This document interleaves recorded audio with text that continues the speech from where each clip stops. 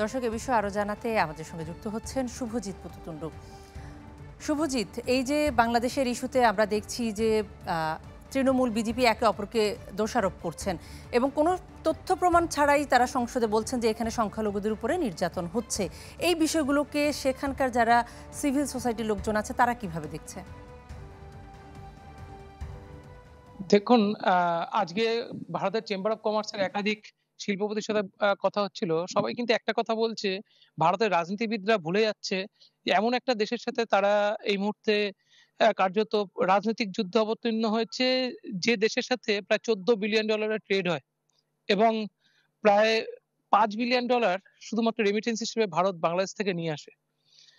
কত skill labour, তাদের কত পরিবার বাংলাদেশের সঙ্গে জড়িত, কত ব্যবসায়ী, তাদের কত কর্মচারী বাংলাদেশের সঙ্গে ট্রেডের সম্পর্কে জড়িত, এটা ভারতের রাজনীতিবিদরা খুব দ্রুত ভুলে যাচ্ছে।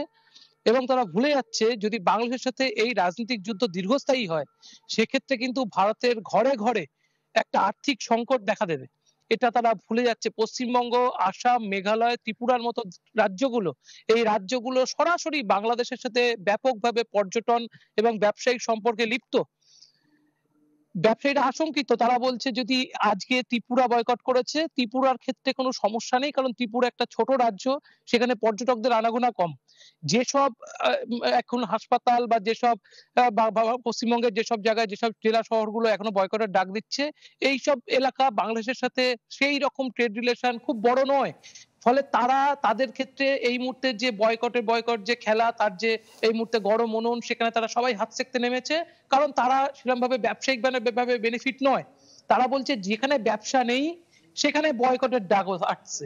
কিন্তু যেখানে ব্যবসা আছে সেখানে চিন্তা করতে হবে ভারত সরকারকে। ভারত সরকারের যখন একটা রাজ্য সরকার, গতকাল মমতা বন্দ্যোপাধ্যায় তিনি বিধানসভায় বলেছেন যে সেখানে জাতিসংঘের স্থায়ী মিশনে জাতিসংঘ থেকে শান্তি বাহিনী পাঠানো হোক, সেখানে নজরদারি টিম পাঠানো হোক, প্রধানমন্ত্রীর বিবৃতি চাইছে। আজকে তার দলের যখন সংসদ সদস্যরা তারা ভারতের পার্লামেন্টে গিয়ে কথা বলছে, তখন কিন্তু সারা বিশ্বের নজর সেখানে গিয়ে পড়ছে। বাংলাদেশকে হিউমিলিয়েশন এর মুখোমুখি হতে হচ্ছে গোটা বিশ্বের সামনে। ফলে বাংলাদেশ এর জবাব চাইবে এবং বাংলাদেশ যখন এর জবাব চাইবে তখন ভারত সরকারকে এর প্রকৃত জবাব তৈরি করে রাখতে হবে। আর না হলেই কূটনৈতিক সম্পর্কের যে অবনতি, যে প্যারাগ্রাফ, যে গ্রাফ দিনে দিনে নামছে, এই গ্রাফ কিন্তু আরো বেশি নামবে।